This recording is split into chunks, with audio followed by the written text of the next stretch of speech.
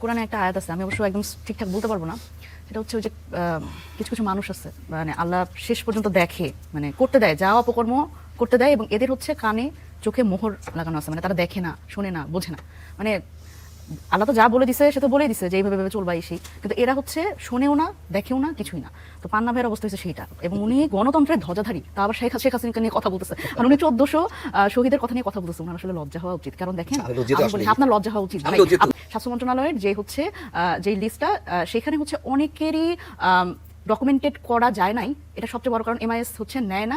সেখানে একটা সিস্টেম আছে, সেটা হচ্ছে এনআইডি কার্ড তার থাকতে হয়, ফুটেজ তার থাকতে হয়, যে একেবারে যেখানে ফুটেজ নেওয়া হয়েছিল, এবং হলো পুলিশ ভেরিফিকেশন, এবং আরেকটা ব্যাপার থাকতে হয়, সেটা হচ্ছে যে চিকিৎসা, মানে যেখানে আসলে হসপিটালে ডকুমেন্টেশন থাকতে হয়।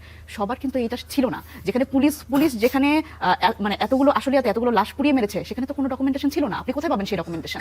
এবং জাতিসংঘের রিপোর্ট যেটা বলছে যে 1400 মানুষের কথা, এবং সেটা কোথায় কোথায় কোন জায়গায় কত তারিখে কিভাবে হয়েছে সেই স্পট দিয়ে উল্লেখ করা আছে। এখন এই একটা সত্য, একটা গণ অভ্যুত্থানকে যারা অস্বীকার করে, তাদের সাথে বসে আমাদের টক শোতে কথা বলতে হয়। এটা খুবই দুঃখজনক এবং খুবই একটা লজ্জাজনক ব্যাপার, যে এই যে আপনি একটু প্রথমেই বললেন না যে কারা আসলে আওয়ামী লীগকে মেইন স্ট্রিম করার চেষ্টা করছে। আমি এখানে মিডিয়ার একটা বড় দায় দেখি, কারণ হচ্ছে মিডিয়াতে এই ধরনের লোকজনকে এনে মেইন স্ট্রিম করা, এবং এই যে বারবার করে মানুষকে, আপনি দেখেন স্টার নিউজে যারা আপনার টিআরপি কে দেখেন, তারা দেখেন যে কমেন্টগুলো চেক করেন, যে এই ধরনের লোকজনকে আপনি করবেন আপনার কাছে অনেক ডকুমেন্ট আছে, আপনি একটু পরপর দেখাতে চাইতেছেন। শোনেন, ঘটনা হচ্ছে যে আওয়ামী লীগকে যারা পূজা করে, এই পূজার মধ্যে যে উনিও আসলে ওই ওরশিপ করা লোকজনের মধ্যে একজন। আওয়ামী লীগ শুধুমাত্র, আমি বলতেছি, আপনি ডোন্ট ইন্টারাপ্ট, এইটুকু শিষ্টাচার অন্তত আপনি শিখেন, আপনি তো সাংবাদিক মানুষ। শোনেন, আপনি আপনার সঙ্গে কোনো কথা বলি না, ডোন্ট ইন্টারাপ্ট, এইটুকু শিষ্টাচার আপনার থেকে আশা করা উচিত। শোনেন, আপনি চুপ থাকেন।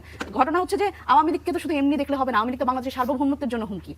বাংলাদেশের মানুষ, আপনি পাকিস্তান, আপনি মুক্তিযুদ্ধের কথা বলতেছেন, আমার মুক্তিযুদ্ধের ধ্বজাধারী আছেন একজন আমাদের মধ্যে, উনি বলতেছেন পাকিস্তানিরা বাংলাদেশি মারছে, আর হাসিনা আমার দেশের লোক মারছে, এবং আমার দেশে, মানে আমার তো বের হতে হয় নাই, আমার ঘরের সন্তান, আপনার ঘরে সন্তান আছে, আপনার ঘরের সন্তান ঘরের মধ্যে বসে গুলি খেয়ে মরে গেছে, এবং গুলি খেয়ে পিছনের দেয়াল 4 ইঞ্চি ফুটা হয়ে গেছে। আপনার বুঝতে হবে হাসিনা কিভাবে হেলিকপ্টার থেকে গুলি করে মানুষ মারছে, হেলিকপ্টার থেকে আমাদের যে আন্দোলনকারী আছে সেই আন্দোলনকারীদের গরম পানি ঢেলে দিছে উপর থেকে। এগুলো তো বুঝতে হবে। উনি তো তখন ছিল না, উনি তো ছিল আসলে ওই যারা আসলে তোষণকারী তাদের পক্ষে। উনি তো এগুলো জানবেন না, উনি দেখবেন না। এখন উনি, মানে খুবই হাস্যকর ব্যাপার হচ্ছে, উনি এইখানে আসে যে এই গণ অভ্যুত্থান হয়েছে কি হয় না, এটাই হচ্ছে, এটা ডিপ স্টেটের প্ল্যান। মানে এর থেকে হাস্যকর পৃথিবীতে আমি আর আসলে কোনো কথা শুনি নাই। মানে উনি, মানে আমার মনে হয় কি যে এই ধরনের লোকজনের না নিজের পরিবার পর্যন্ত,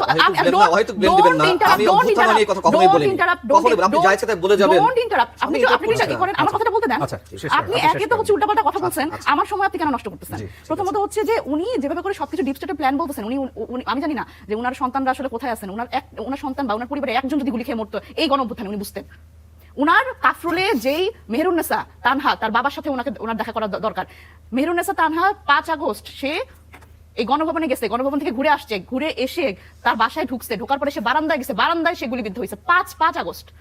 এগুলো হচ্ছে ওনারা জানেন না, এবং ওনারা এই বাংলাদেশে বসে আছে, এই বাংলাদেশে বসে ওনারা হচ্ছে আওয়ামী লীগ কিভাবে ফিরে আসবে, আওয়ামী লীগ কেন আসতে পারতেছে না, আওয়ামী লীগ কেন নির্বাচনে আসতেছে না, কেন গণতন্ত্র হত্যা করা হচ্ছে, এই বয়ান দিতেছে। মানে খুবই লজ্জাজনক ব্যাপার।